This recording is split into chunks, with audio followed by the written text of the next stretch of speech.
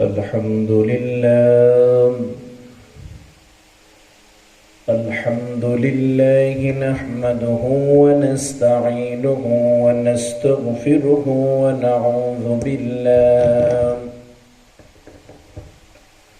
ونعوذ بالله من شرور أنفسنا ومن سيئات أعمالنا. من يهد الله فلا مضل له ومن يضلله فلا هادي له.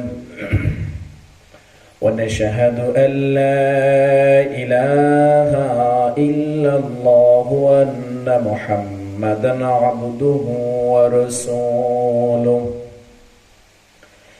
أرسله بالحق بشيرا ونذيرا وداعيا إلى الله بإذنه وسراجا منيرا. وقد قال الله تعالى في كلامه المجيد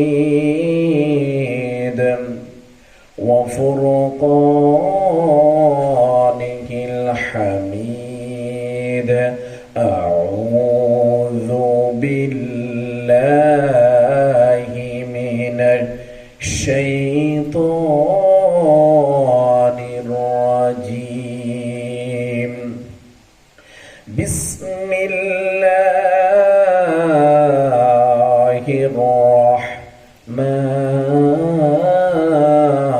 الرحيم.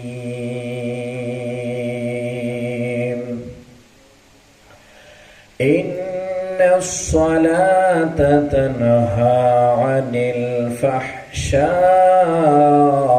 والمنكر ولذكر الله أكبر والله يعلم ما تصنعون. صدق الله العظيم. وقال رسول الله صلى الله عليه وسلم: أول ما يحاسب به العبد يوم القيامة الصلاة. إن الله وملائكته يصلون على النبي يا أيها الذين آمنوا صلوا عليهم وسلموا تسليما. بلغ العلم بكماله كشف التجى حسنة جميع خصاله. صلوا عليهم.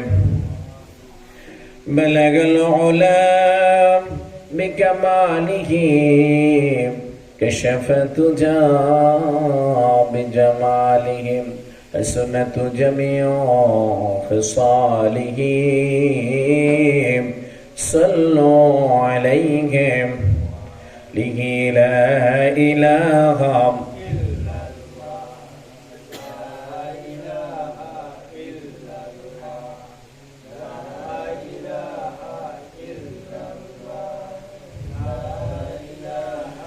إلا الله. لا إله الله. لا إله الله. لا إله إلا الله. لا إله الله. لا إله الله. لا إله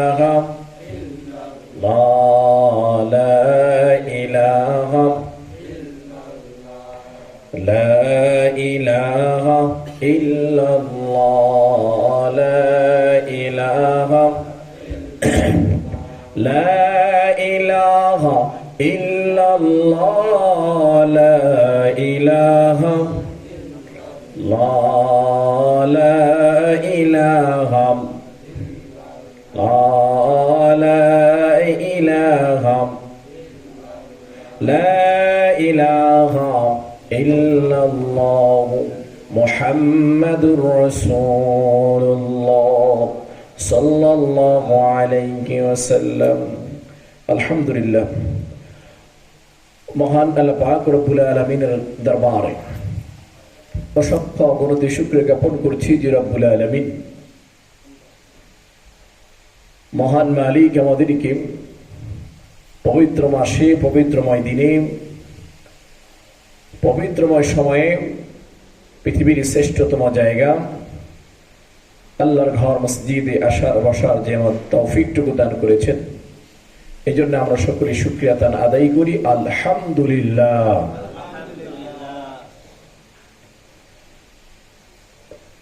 দরুদ ও সালাম পেশ করেছি মানবতার মুক্তির দিশারি নবীদের নবী সরদার দু আলম আখির জাবান নবী নবী মুহাম্মদুর রাসূলুল্লাহ সাল্লাল্লাহু আলাইহি সাল্লামের উপর। শহীদদের সর্বোচ্চ আত্মার মাগফিরাত কামনা করছি।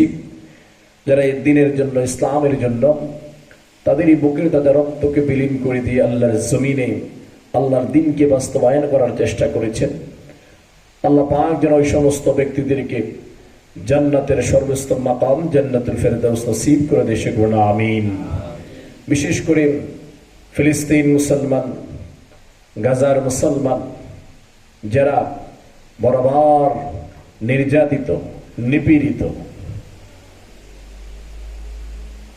ঈমান থেকে এক বিন্দু পরিমাণও যাদের লড়তে ইচ্ছে নেই, জীবন চলে যাক, সম্পদ চলে যাক, সব কিছু চলে যাওয়ার পরেও যে সমস্ত ফিলিস্তিন মুসলমান সেই মুসলমানদের প্রথম কিবলাকে আঁকড়ে ধরেছে, আল্লাহ পাক যেন ওই সমস্ত মুসলমানদেরকে জান্নাতুল ফেরদাউস নসিব করে দিয়ে সকলে আমিন। যারা সুস্থ আছেন আল্লাহ পাক যেন তাদেরকে পরিপূর্ণ নেক হায়াত তাইয়্যিবা দান করে সকলে আমিন। এই বড় বড় চিত্র থেকে, এই জুলুমবাজদের কাছ থেকে, ইহুদি নাসারাদের কাছ থেকে আল্লাহ যেন তাদেরকে হেফাজত করে সকলে আমিন। আমরা যারা এসেছি, আমাদের আব্বা আম্মা, দাদা দাদি, নানা, নিজের আত্মীয় স্বজন, কবরবাসী, আল্লাহ পাক যেন সকলের কবরগুলা জান্নাতে টুকরা হিসেবে কবুল করে সকলে আমিন। সম্মানিত মুসলিম ইকরাম, আমরা আজকে নামাজ সম্পর্কে আলোচনা করব, যেটাকে বরাবর বলা হয় নামাজ as-সালাহ। মহান মালিক পবিত্র কোরআনে একবার দুইবার নয়, 82 বার এই নামাজের কথা কোরআনে বলেছেন। যদি বলেন না সুবহানাল্লাহ, 82 বার বলেছেন। এবং শুধু এটা বলা নয়, এটাকে গুরুত্ব দিয়েছেন। আকিমুস-সালাহ ওয়া আতুজ-যাকাহ, সালাহ আদায় করো, সালাহ কায়েম করো, নামাজ কায়েম করো, যাকাত আদায় করো। আর সেই কায়েমের বদলতে হচ্ছে যে শুধু নিজের নামাজ আদায় করলাম এটা নয়, কায়েম নয়। সেই কায়েম হচ্ছে আমি নিজে আদায় করেছি, আমার পরিবার পরিজনের মধ্যে আদায়ের ব্যবস্থা করেছি, সমাজের মধ্যে ব্যবস্থা করেছি, যারা নামাজ পড়ে তাদেরকে নামাজের জন্য আহ্বান করেছি। জুড়ে বলেন না সুবহানাল্লাহ। এটা হচ্ছে নামাজ। আমরা সেই নামাজের, যে নামাজটা আল্লাহ রাব্বুল আলামিন মায়া করে আমাদের নবী মুহাম্মদুর রাসূলুল্লাহ সাল্লাল্লাহু আলাইহি সাল্লামের উপর দিয়েছেন তার গুনাহগার উম্মতের জন্য। নবী মুহাম্মদুর রাসূলুল্লাহ সাল্লাল্লাহু আলাইহি ওয়াসাল্লাম সব নবীর উম্মতেরা যখন একসাথে বিচারের কার্যক্রম শুরু হবে, নবী মুহাম্মদ রাসূলুল্লাহ সাল্লাল্লাহু আলাইহি ওয়াসাল্লাম শুনলেন আর বললেন, আল্লাহ অন্যান্য নবীর উম্মতেরা 1000 বছর, 700 বছর, 500 বছর, 1000 বছর, 15 বছর জিন্দেগি কাটিয়েছে, হায়াত পেয়েছে। তাদের সাথে আমার উম্মতের হায়াতরা সীমিত 60 থেকে 70, 80, 100 বছরের। এর মধ্যে যখন সব এক কাতারে তুমি বিচার করবা, আমার উম্মত গুলা এভাবেই ঠকে যাবে, কেননা সময় হওয়ার আগেই তারা দুনিয়া ছেড়ে চলে গেছে। আল্লাহ রাব্বুল আলামিন নবী মুহাম্মদ রাসূলুল্লাহ সাল্লাল্লাহু আলাইহি সাল্লামকে ডাক দিয়ে বললেন, ও নবী, আপনি শুনে রাখুন, আপনার উম্মতের জন্য এমন কিছু বিশেষ জিনিস দেওয়া হয়েছে, যেমন কোরআন। যে কোরআন দেওয়া হয়েছে, এই কোরআনের আল্লাহ রাব্বুল আলামিন বলে দিয়েছেন, এই কোরআন যখন আমি আপনাকে দিয়েছি, আপনার উম্মতরা যখন একটা হরফ তেলাওয়াত করবে, আমি আল্লাহ তার ওই একটা হরফের কারণে 10টা নেকি দিয়ে দেব। জোরে বলেন না সুবহানাল্লাহ। উদাহরণ সদের মধ্যে দিয়েছেন আলিফ লাম মিম। ও নবী, আপনি কি বলেন এই 3টা মিলে একটা হরফ না? আলিফ একটা হরফ, লাম একটা হরফ, মিম একটা হরফ। ওই 3টা হরফ যখন আদায় করে, 3টা হরফ যখন পড়ে, আল্লাহ রাব্বুল আলামিন বলেন, ওই 3টা হরফ পড়ার সাথে সাথে আমি আপনার উম্মতদেরকে 3টা হরফ করার কারণে 10 করে 30 নেকি দিয়ে দেব। জোরে বলেন না সুবহানাল্লাহ। এটা শুধু এটা নয়, আল্লাহ রাব্বুল আলামিন বলেন, আপনার উম্মতের জন্য যে নামাজ আমি দিয়েছি, যে নামাজ আমি দিয়েছি, এই নামাজ যখন বান্দা যৌবনের সময় নামাজ নাই করে, শক্ত অবস্থায়, সামর্থ্য অবস্থায় যখন বালেগ হওয়ার সাথে নামাজ নাই করে, আল্লাহ রাব্বুল আলামিন ঘোষণা দেন, ওই অবস্থায় যারা, যে ছেলেরা, যে মেয়েরা শক্ত থাকা অবস্থায়, সামর্থ্যবান থাকা অবস্থায় নামাজ দায়ী করে, এক ওয়াক্ত নামাজ দায়ী করার কারণে বৃদ্ধ অবস্থায় 70 রাকাত নামাজ আদায় করার মতন সওয়াব আল্লাহ রাব্বুল আলামিন তাদের আমলনামায় দিয়ে দিবেন। জোরে বলেন না সুবহানাল্লাহ। বৃদ্ধি করে দিয়েছেন। শুধু তাই নয়, আল্লাহ রাব্বুল আলামিন বলেন, ও নবী, আপনি শুনে রাখুন, এটা হচ্ছে সাধারণ মাসের সময়। আর যখন আপনার উম্মতেরা রমজান মাসে একটা হরফ তেলাওয়াত করে, আমি আল্লাহর পক্ষ থেকে ওই একটা হরফের কারণে 70টা হরফের সওয়াব দিয়ে দিই। জোরে বলেন না সুবহানাল্লাহ। বৃদ্ধির উপর বৃদ্ধি করে দিয়েছেন। যারা নামাজ আদায় করবে, যারা ইবাদত বন্দেগী থাকবে, যারা ঈমান নিয়ে মৃত্যুবরণ করবে, আল্লাহ রাব্বুল আলামিন বলে দিয়েছেন, তাদের কোনো ভয় নাই, তাদের কোনো কিছু নাই, তাদের জন্য আমি আল্লাহ জান্নাত রেখে দিয়েছি। জোরে বলেন না সুবহানাল্লাহ। নামাজ, যে নামাজের মাধ্যমে আল্লাহকে পেতে চায়, আল্লাহর সাথে যে নামাজের মাধ্যমে কানেকশন হতে চায়, সরাসরি আল্লাহর দিদার লাভ করতে চায়, বান্দা যখন ইচ্ছা করে যে যখন আমি আমার রব এর কাছাকাছি যাইবো, কাছাকাছি থাকতে চাইবো, তখন আল্লাহ রাব্বুল আলামিন বলেন, ওই বান্দার জন্য সর্বোচ্চ কাছের যে রাস্তাটা আমাকে পাওয়া, সেই রাস্তার হচ্ছে নামাজ। যদি বলেন না সুবহানাল্লাহ।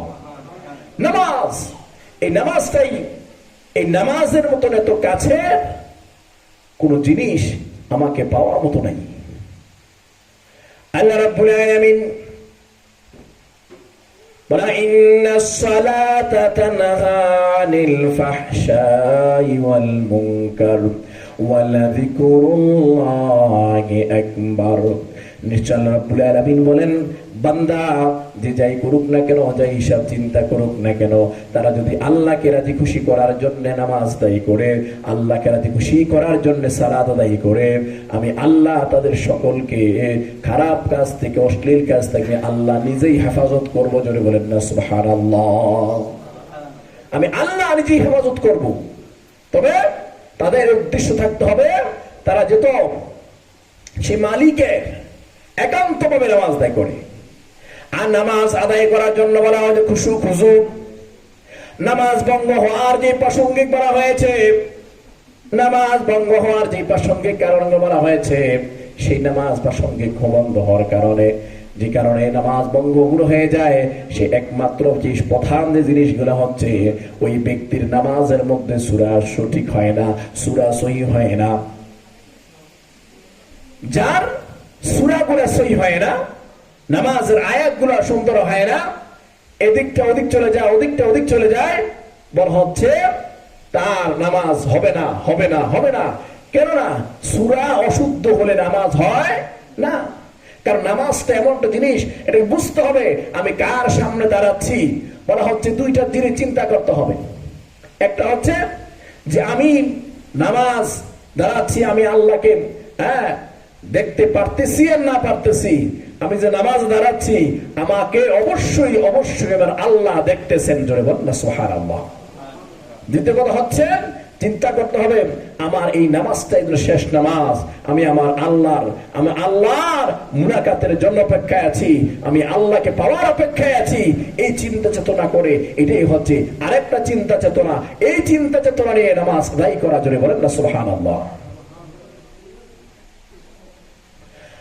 আল্লাহ রাব্বুল আলামিন নামাজের প্রসঙ্গে যা বলা হয়, ও মুসলমান, নামাজ যখন পড়বা সহি করে পড়বা, শুদ্ধ করে পড়বা। নামাজ পড়তে আসলে আমরা তাড়াহুড়া করে ফেলি, নামাজের মধ্যে ব্যস্ততা বেড়ে যায়। নামাজ আসলে, নামাজের মধ্যে যখন সময় আসে, নামাজের ব্যস্ততাকে দ্বিগুণ করে দেয়। আস্তে আস্তে করে নামাজ ব্যস্ত বেড়ে যায়। তখন বলা হচ্ছে না না, এই নামাজটা দুনিয়ামুখী মানুষের জন্য নয়। চিন্তা করতে হবে ব্যস্ততা আমি কাকে দেখাচ্ছি, স্বয়ং আল্লাহ নিজেই এর বিচারক। জোরে বলেন না সুবহানাল্লাহ। আল্লাহ দেখতেছেন আমি যে ব্যস্ততা দেখাচ্ছি, কাকে ব্যস্ততা দেখাচ্ছি, আমি কাকে ব্যস্ততা দেখাচ্ছি, যে এই ব্যস্ততা আমি কাকে দেখাচ্ছি। আমাদের বলা হচ্ছে রুকুর মধ্যে সময় দেই না, সেজদায় সময় দেই না, সূরা ফাতিহা পড়ে ঠিক মতন আমাদের তেলাওয়াত হয় না। এরপরও আমরা নামাজে যাচাই বাছাই করি না, শুধুমাত্র পড়তে আসি। কোরআন বড় হয় না, কোরআন বের হয় না, কোরআন শুদ্ধ করা পড়তে পারি না। আর এই জন্য আমাদের নামাজ ভালো লাগে না। যদি আমরা কোরআনের অর্থ বুঝতাম, নামাজের অর্থ বুঝতাম, আমরা যখন মুহাম্মদ ঘোষণা করতাম, আমরা যখন আলহামদু বলে শুরু করি, আমার রব যখন আমাকে জিজ্ঞাসা করে বান্দা কার প্রশংসা করো, তখন আমরা তখন বলি লিল্লাহি রাব্বিল আলামিন। আমি আমার রবের প্রশংসা করি, আমি আমার রবের মহত্ব ঘোষণা করি। আমি আমার রব একজন, সেই রব একজন, আল্লাহর সৃষ্টত্ব, আল্লাহর শ্রেষ্ঠত্ব আমরা ঘোষণা করি। ওই নামাজের মধ্যে বান্দা তার রবের সাথে কথোপকথন হয়ে যায়। আর রহমানির রহিম, ওই রহমান, ওই দয়ালু, ওই দয়ার সাগর, আল্লাহ ছাড়া কোন দয়ার সাগর কেউ নেই। মালিক ইয়াউমিদ্দিন, দুনিয়ার মধ্যে শত শত বিচারক থাকবে, দুনিয়ার মধ্যে শত শত উকিল থাকবে, ব্যারিস্টার থাকবে, আইন ফাইন বয়াত লোক থাকবে, কিন্তু হাসরের ময়দানে একজন তিনি থাকবেন বিচার দিনের মালিক, তিনি হচ্ছেন আল্লাহ। জোরে বলেন না সুবহানাল্লাহ। একজন, সেই মালিক ইয়াউমিদ্দিন, তিনি বিচার দিনের মালিক। সেই বিচার দিনের মালিক, আমরা সেই বিচার দিনের মালিকের সম্মুখে হচ্ছি। বিচার দিনের মালিক আমাদের বিচার করবেন, এই সাক্ষ্য, এই ঘোষণা আল্লাহ কোরআনে দিয়েছেন। আমরা সেই অনুযায়ী নামাজ দায়ী করি। জোরে বলেন না সুবহানাল্লাহ। আমরা বুঝি না, না বোঝার কারণে আমাদের নামাজে মনোযোগী নাই। আমরা সুবহান রাব্বিয়াল আলা, এখানে কি বলতে, শ্রেষ্ঠত্ব, আল্লাহর শ্রেষ্ঠত্ব আমরা ঘোষণা করি। আমরা নামাজের মধ্যে আমার রবকে পাওয়ার জন্য ঘোষণা দিই, রবকে পাওয়ার জন্যই আমরা সবকিছু করি। এরপরেও নামাজ আমাদের মজা লাগে না, তার কারণ হচ্ছে আমরা নামাজ সম্পর্কে বুঝি না, নামাজ সম্পর্কে বুঝি না। আজকে দেখা যায় যে ব্যক্তি বলা হচ্ছে ফজরের খবর নাই, জোহরের খবর নাই, আসর নাই, মাগরিব নাই, এশা নাই। হ্যাঁ, মুসলমান হিসেবে পরিচয় দেয়, আমি তো মুসলমান, আমি তো মুসলমান। অন্তত মারা গেলে একটা মুসলমানের ট্যাগতে তো আছে, মুসলমান ঘরের জন্ম হয়েছি, এই দ্বন্দ্ব জান্নাতটা আশা করতে পারি। আল্লাহ রাব্বুল আলামিন বলেন এত সহজ, এত সহজ জান্নাত নয় যে আপনি চাইলেন আর পেয়ে গেলেন। এত সহজ জিনিসটা জান্নাত। জান্নাত অনেক কঠিন বিষয়। আমাদের নামাজের খবর নাই, আমরা হারামের মধ্যে আছি, আমরা নেশার মধ্যে আছি, আমরা হালালকে হালাল মনে করি না, আমরা হারাম জিনিস নিয়ে খুবই গর্ববোধ করি, হারাম ইনকাম নিয়ে খুব গর্ববোধ করি। এই যে অবস্থা, আমাদের মনুষ্যত্ব কোথায় গিয়েছে? এজন্য মুসলমান আমাদেরকে পরিপূর্ণ ঈমানিয়ত, পরিপূর্ণ ইখলাস, পরিপূর্ণ স্বপ্নি নামাজ আদায় করতে হবে। নামাজের জন্য প্রস্তুতি নিতে হবে। যখন বলা হয় সালাহ কায়েম করো, তে কায়েম করতে দেখা গেলে কি শুধু আমি পড়ি। ঘরে সন্তান নামাজ নাই, তাকে নামাজের জন্য আহ্বান করি না। স্ত্রী নামাজ পড়ে না, তাকে নামাজের জন্য বলা হয় না। সন্তানরা বেপরদা যার যার মতো ঘুরতেছে, বেপরদা যে স্ত্রীরা যার যার মতো ঘুরতেছে, কোনো খবর নাই। আমি এসে নামাজ আদায় করি, আমি সেজদা দিতে চাই, এটা বলা হচ্ছে সেজদারদের কোনো মানে হয় না। যখন বলা হচ্ছে আপনি নিজে ঠিক হবেন, এই জন্য বারবার করে বলা হয় আকিমুস সালাহ, আকিমুস সালাহ, আকিমুস সালাহ। নামাজ নামাজ নামাজ কায়েম করো, নামাজ কায়েম করো, নামাজ প্রতিষ্ঠা করো। সমাজের মধ্যে, ঘরের মধ্যে, রাষ্ট্রের মধ্যে, সব জায়গায় আল্লাহকে ডাক দেওয়ার ব্যবস্থা করে দাও। বলেন না সুবহানাল্লাহ। তাহলে শুধু বলতে নামাজ বলতে শুধু আমি পড়লাম আর বাকি কারো খোঁজখবর নিলাম না, এটা তো নামাজ নয়। সপ্তাহে একদিন জুয়া আদায় করলাম আর বাকি খোঁজখবর নিলাম না, এটা নামাজ নয়। আর যারাই বলে দিন সময় বহুত আছে, সময় আছে, সময় পড়ে আছে, নামাজ পড়া যাবে, কোরআন পড়া যাবে, এই যখন মানুষের মুখের ভিতরে কথা বলা হয়, তখন ওই ব্যক্তির সাথে, ওই ব্যক্তি আল্লাহর সাথে সরাসরি শিরিক করে ফেলে। আল্লাহ রাব্বুল আলামিন বলেন ইন্না শিরকা লাযুলমুন আযীম, বান্দা নিশ্চয়ই শিরিক হচ্ছে সর্ব বড় গুনাহ, যে গুনাহ আল্লাহ সহজে ক্ষমা করে না। কারণ আপনি যখন বলেন সময় আছে পরে পড়বো, তাহলে বোঝা গেল আজরাইলের সাথে আপনার কন্টাক্ট হয়েছে, যার কয়েকদিন বাঁচবেন, আরো বেশি কয়েকদিন বাঁচবেন, এরপরে থেকে নামাজ আদায় করতে পারবেন। আল্লাহ রাব্বুল আলামিন আপনাকে দেখানোর জন্য শিক্ষা নির্দেশ দিয়েছেন। এমন কিছু মানুষ আছে যারা জন্মের আগেই মৃত্যুবরণ করে, দুনিয়ার আলো দেখে নাই, সেখান থেকে মৃত্যু ব্যবস্থা বের হয়, আবার মৃত্যুর জন্মের পরে মৃত্যুবরণ করে, আবার কিছুদিন পরে করে, নাবালক অবস্থায় করে, সাবালক অবস্থায় করে, যুবক অবস্থায় করে, বৃদ্ধ অবস্থায় করে। এক জায়গার মধ্যে মৃত্যুটা থেমে থাকে না, যার যার সময় মতো এক এক করে আল্লাহর ডাকে সারা দিয়ে চলে যাওয়া লাগে। জোরে বলেন নাউজুবিল্লাহ। এটা বাস্তবতা তো, এর কোনো এক জায়গার থাকার কোনো সুযোগ নাই। আপনি যদি মনে করেন যে আল্লাহ রাব্বুল আলামিন সিরিয়াল মোতাবেক আমাদেরকে পাঠিয়েছেন, সিরিয়াল মোতাবেক নিবেন, বাবা যাবে, ভাই যাবে, দাদা যাবে, তারপরে আমি যাব না, এটার কোনো সুযোগ নাই। একটা জায়গায় আল্লাহ রাব্বুল আলামিন গোপন করে গেছেন, সেটা হচ্ছে আপনার নির্ধারিত হায়াত। এই হায়াতে আল্লাহ রাব্বুল আলামিন আপনাকে জানাই নাই, এছাড়া সব কিছু তিনি খোলসা করে দিয়েছেন। জনে বলেন সুবহানাল্লাহ। এরপরেও তো মানুষ চিন্তা করবে যে নামাজ আজকে পড়বো, কালকে পড়বো। আপনি তো ফজরটা না পড়ে ঘুমিয়ে আছেন, ফজর নামাজ না পড়ে তো ঘুমিয়ে রইলেন, এমন তো হতে পারে আপনার এই ফজর নামাজটা শেষ, আর সামনে সুযোগ পাবেন না। আবার যখন এই সময় কাজের মধ্যে লেগে আছেন, কাজ করতে গিয়ে একটা অ্যাক্সিডেন্টে আপনি নিহত হয়ে গেছেন, শেষ।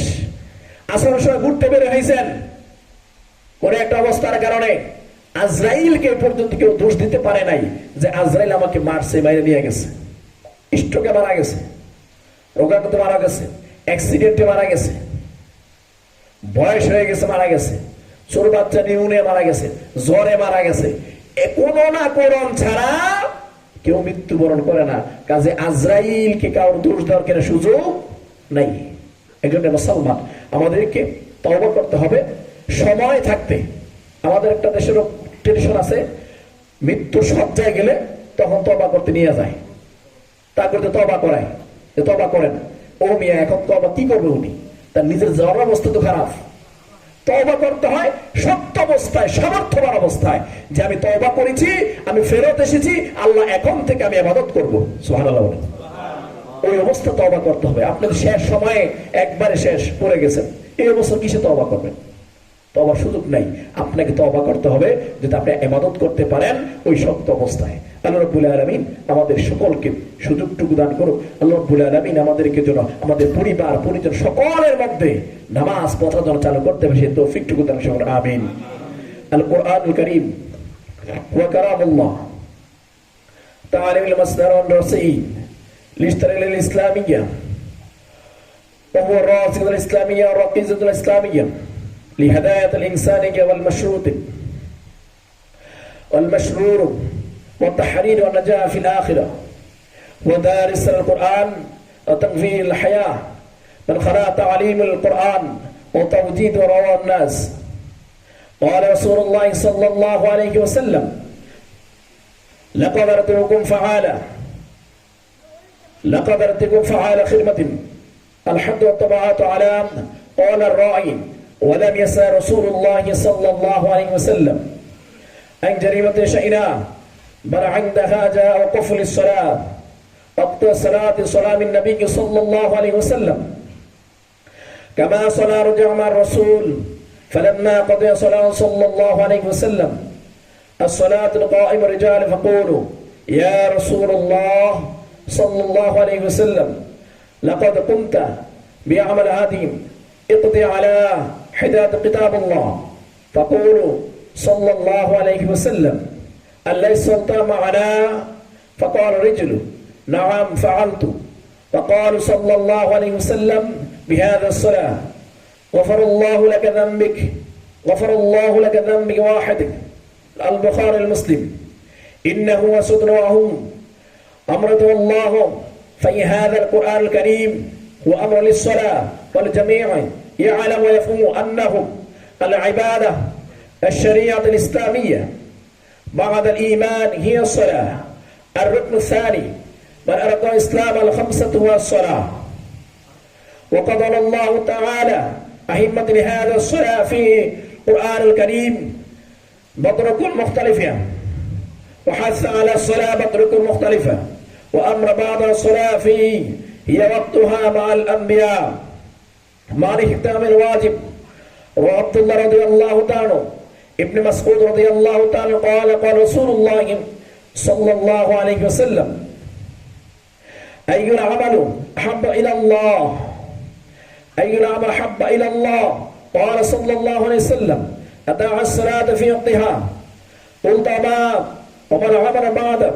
قال رسول الله صلى الله عليه وسلم: أربع بنواد سألت موارد القي وما العمل بعد ذلك؟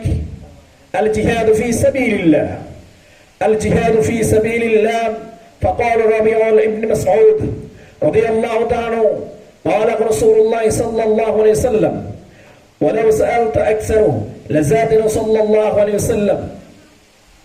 بارك الله لنا ولكم في القرآن العظيم. درس سنة